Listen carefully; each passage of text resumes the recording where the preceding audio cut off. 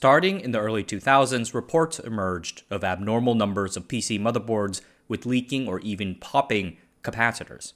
A victim said in a newspaper interview that he turned on his computer one morning and suddenly heard a loud pop like a distant firework. Other reports mention a weird fishy smell in the air, the OS goes black, and the computer fails to reboot. Most inexperienced people have no idea what to do except to bring it to a repair shop. Open it up, and inside you might find that a little cylinder on the board had swollen or even burst. This happened a lot. Why? In this video, we look at the infamous capacitor plague. We will never know what exactly happened, but let's try. So let's start with the basics. A capacitor, what is it? A capacitor stores electricity, kind of like a battery, but unlike a battery, the capacitor discharges its electrical energy in a very short period of time, sometimes in only a few microseconds. The basic structure of a capacitor has two electrically conductive plates called electrodes, the anode and cathode, separated by a material called the dielectric. Eagle-eyed viewers of the channel, I hope there are a few of you out there, might recognize the term capacitor from videos on DRAM, and indeed it is conceptually similar, subject to the same laws of physics. Electrolytic capacitors are often called ECAPs, and I'm going to call it that too because I hate saying the word electrolytic. The name refers to the electrolyte, which serves as the capacitor's cathode, or negative electrode. This electrolyte can be a solid, gel, or liquid. Simply put, an ECAP is made up of two strips of aluminum foil with another very thin separator layer of porous paper or tissue in between. The paper and the gap between the foil strips are saturated with the electrolyte. The positive electrode, or anode foil, is coated with another layer of aluminum oxide. This oxide is the dielectric.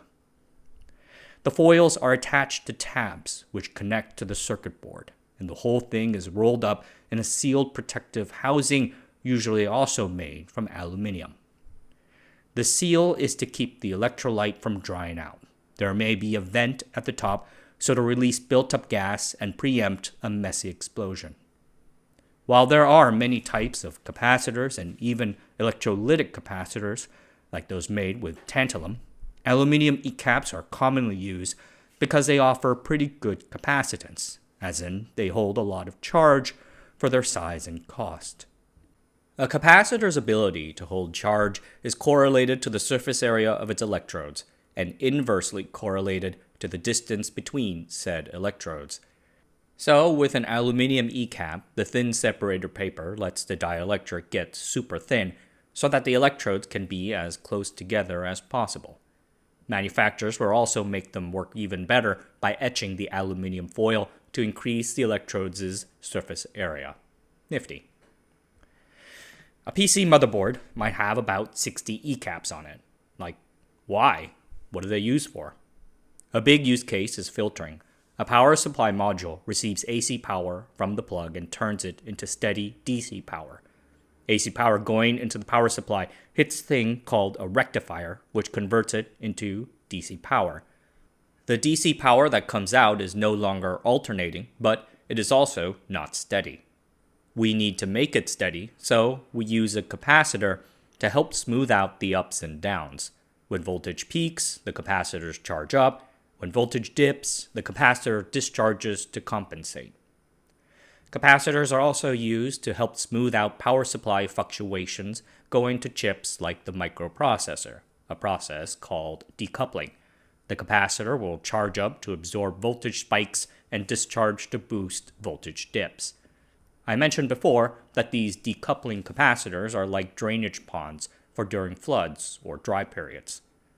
And by the way, it's not just PC motherboards that have these ECAPs, but also boards for camcorders, VCRs, televisions, stereos, and LCD screens. The aluminum ECAP industry is a multi-billion-dollar industry, and in 2002 is worth about $3 to $3.5 billion. Today, various market analysts say it's worth about $5 to $6 billion. ECAP suppliers are mostly Japanese, Taiwanese, or Chinese, and they produce literally billions of units each year. In 2002, 22.5 billion ECAPs were made in Taiwan, 30% of the market. Perhaps because they are electrochemical, electrolytic capacitors age and corrode, and have shorter natural lifespans in general than other types of capacitors, about 10 to 20 years. The best way to see how far gone the capacitor is to look at a metric known as equivalent series resistance. As the capacitor ages, that metric starts to rise. The capacitance will also slowly decline before dropping off at the end. This is a parametric failure because it involves parameters. Several factors can accelerate this aging process, the most significant being humidity and heat.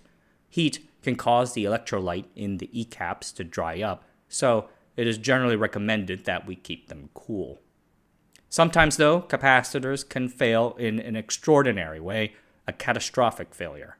A bulge capacitor has no capacitance, causing a short circuit on the board.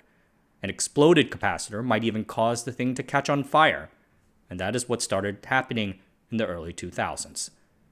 The reports of bulged or even exploded capacitors largely started in late 2002, but it seems like they began a bit earlier than that, mid-year. An electronics repairman in Utah named Gary Headley was quoted saying that he had replaced some 40,000 leaky capacitors on almost 1,500 motherboards in a year starting in the summer of 2002. He said, "Over 10 a day sometimes, and they just keep on coming." Headley also claimed to see a significant increase in faulty ECAPs in Mitsubishi televisions, JVC VCRs, and Sony camcorders. One of the journalists covering these failures early on was Kerry Holzman, who in October 2002 started posting online about leaking capacitors in various Taiwan-made motherboards like 8-bit, Asus, and so on. Holzman has a popular YouTube channel, and in one video he covers his experience in finding and bringing this stuff to light. I think it's worth a watch. The story behind these failures was then reported by Dennis Zogby in the September-October 2002 issue of the Passive Component Industry magazine. He wrote that a materials scientist working for the Japanese electronics company Rubicon Corporation left to go work for the Taiwanese company Luminous Town Electric's factory in China. The scientist replicates the formula for Rubicon's P50 water-based electrolyte. Luminous Town then uses it for their aluminum ECAPs, and it seems to work fine for them. But then, some of the scientists' staffers defected from Luminous Town with the electrolyte formula.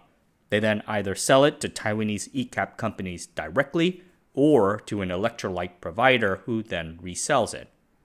The problem was that the defecting staffers did not have the whole formula.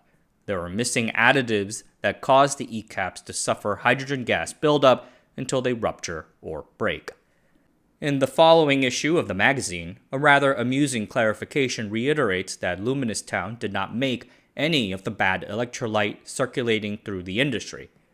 Luminous Town did not deny the story of stealing electrolyte formulation from Rubicon, though, which is weird. Zogby's story quotes anywhere from 5 to 11 Taiwanese producers being affected.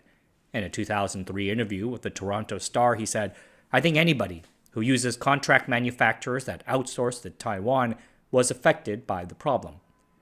Zogby doesn't note in the original magazine article when this whole thing occurred, but in a 2003 interview with the Santa Fe New Mexican newspaper, he says that it happened sometime in the middle of 2002. I've seen mentions of 2001 and even 1999 in other publications, but 2002 looks to me most accurate. The IEEE Spectrum magazine did a story on it at the time and noted that the broken ECAPs bore generally unknown brands like Daye, Choyo, and Chishi, or are unmarked. A few showed the name of Jack Con Capacitor Electronics. Jack Con's managing director replied that they had not made capacitors for motherboards in the past 2 years, which implies that someone used the wrong ECAP for the job. In a later newspaper interview, Zogby says that he was tipped off on this story from a Japanese contact and confirmed it with other anonymous industry sources. IEEE Spectrum wrote that a well-placed Taiwanese source, quote-unquote, largely confirmed the story too. I reached out to Zogby via email for a chat, but didn't get a response. Anyway, Zogby's report noted at the end several computer makers commenting that they had indeed seen some issues with Taiwanese ECAP failures. IBM, which back then still made PCs, was willing to go on the record. IBM spokesperson Ray Gorman said that a small number of desktop PCs were returned for repair after short circuits induced by a capacitor failure. He added the problem was quote-unquote minuscule, affecting less than 1% of computers. Maybe true, but less than 1% can still add up to a lot. Gartner said that the world PC industry shipped 148.1 million PCs in 2002. Less than 1% of that can still cause major disruption to workshops and the like. A second manufacturer to admit to an ECAP problem was the Taiwanese motherboard maker Abit. They told the press that they were switching from Taiwanese suppliers to Japanese suppliers as a response. As a thank you for their honesty, Abit got sued for selling defective capacitors as early as 1999. And so far as I can tell, that is why most people peg the start of the capacitor plague to 1999, though I have not seen real reports of such being that early. Anyway, Abit settled and repaired the bad boards. The cost of doing so may have contributed to their later exit from the motherboard business in 2006 and practical liquidation thereafter. Interestingly, the IEEE Spectrum story even named the electrolyte company accused of buying the flawed and stolen formula, Lianyang, in Taichung. Lianyang denied it. They said that the accusations heavily damaged their business and pointed out that the suppliers of several bulge capacitors never bought their electrolyte. They called the Rubicon story FUD, spread by the Japanese to win back business from Taiwan. One of Taiwan's biggest capacitor suppliers, Luxon, issued a statement anyway, blaming Lianyan, or Lenyan, for all the drama, emphasizing that they never bought any electrolyte from Lianyang. They added, Luxon definitely understands that the electrolyte is one of the most important materials for aluminium electrolytic capacitors. In order to ensure our reliability and innovative technology, Luxon always develops the electrolyte by ourselves. I did a few Google searches, but couldn't find out what Lianyang is up to today. But without the Chinese name, tracking them down can be hard. Lianyang can mean anything. I bet they changed their name or went out of business, probably the latter. Luxon's remarks reinforce the point that the electrolyte is not just a simple mix that you pump into the capacitor at the last second. Rather, the electrolyte is a critical trade secret that sits at the core of the whole product. It determines the capacitor's operating conditions and temperature, voltage, safety, and more. These are complex formulations with many chemical components. The Rubicon story indicated that something had been missing from the formulation. And in 2004, the Center for Advanced Life Cycle Engineering at the University of Maryland was asked by a capacitor maker to do an analysis for publication. Their report, which I found rather challenging to read, indicated that the electrolytes of the bulging capacitors were missing a critical additive generally called a depolarizer. Depolarizers can help reduce the generation of gas within the ECAP. In this case, the lack of a depolarizer caused the electrolyte in the bad ECAPs to be more alkaline, or basic, than it should be. Due to this, and the fact that the aluminium oxide dielectric lacked other known protections like phosphate ions, the dielectric dissolved into the alkaline electrolyte. This caused the middle dielectric layer to get thinner, which in turn causes the capacitance to get unnaturally high, a key leading indicator of bulging. This exposed the underlying aluminium foil to reactions where impurities in the foil can react to create spare electrons, and those electrons then, in turn, react with the hydrogen ions in this water-based electrolyte to create hydrogen gas. Talk of the capacitor plague tends to have the Rubicon industrial espionage story attached to it. We will never really know the truth, of course. There's nothing about it that makes me think it can't be true. In fact, I'm pretty sure something like it actually happened. Industrial espionage is a real thing.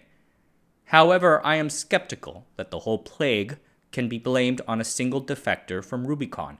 I'm more apt to believe that this was an extended series of unconnected challenges faced by the capacitor industry as a whole. Why?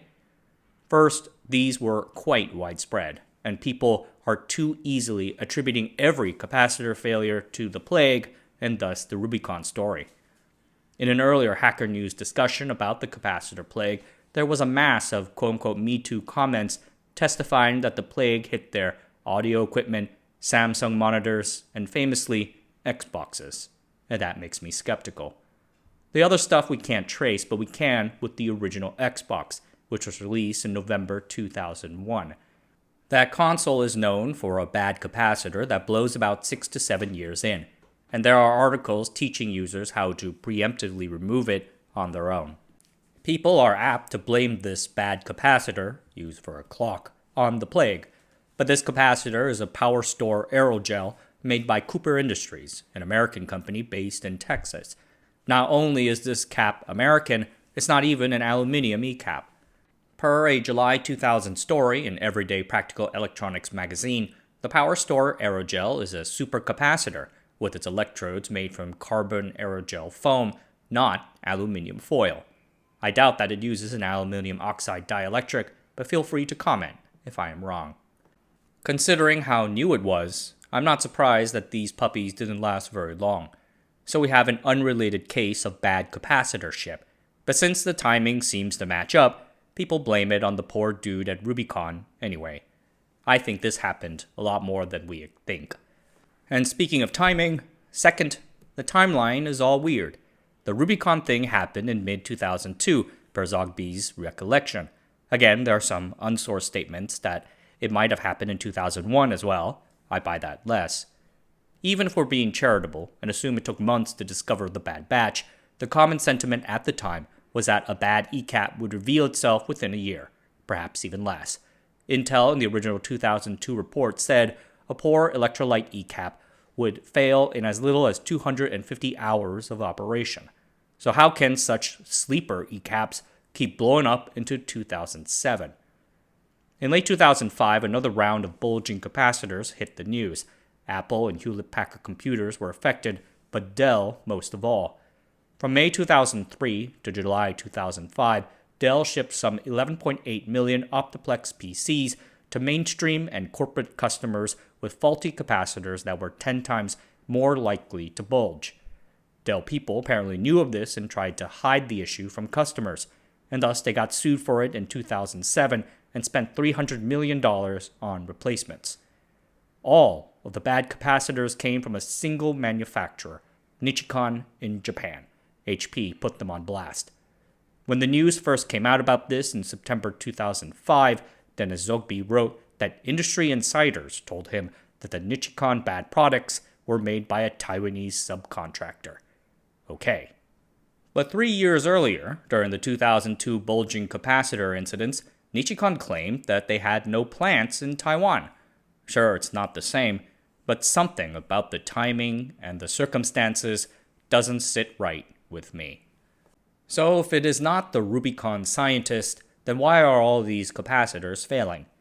Going back to Dennis Zogby's 2005 report about the new round of capacitor bulging, he wrote, "My two electrolytic scientist colleagues in the industry felt that using an electrolyte that has been on the shelves since 2002 in Taiwan was unlikely, and that there may be a problem with using water-based electrolytes to decouple new high-speed microprocessors." Now this makes sense to me. These new low ESR aluminum E-caps with water-based electrolytes were only introduced in the late 1990s. Such caps were brought in to handle increasingly power-hungry computers. The early 2000s were also a time of Intel and AMD aggressively pushing single-core clock rates, but with the end of Dennard scaling, these chips were consuming a lot of power and getting very, very hot. I note that the failed Optiplex PCs from Dell were running Pentium 4 chips, which were infamous for this. So my headcanon is this. Increasingly hotter microprocessors at the turn of the century heated up these new capacitors to such an extent that their water-based electrolytes simply boiled, creating gas that popped their containers. When AMD and Intel transitioned to multi-core CPUs starting in 2005, the internal temperatures scaled down. At the same time, capacitor makers got the hang of making these newfangled aqueous electrolytes, and together, this finally ended the capacitor plague. One of the problems Zogby pointed out in 2003 was the increasing complexity of the supply chain. He talked about brand name companies outsourcing parts like ECAPs to no-name suppliers offering the cheapest prices. A valid concern, but there is another thing to consider: counterfeits. Even in the best of times, it could take several weeks to get a set of ECAPs from manufacturers abroad. But when supply gets disrupted for whatever reason, that puts pressure on the OEM. Because what customer is okay with waiting so long for a tiny thing that costs less than $5 each?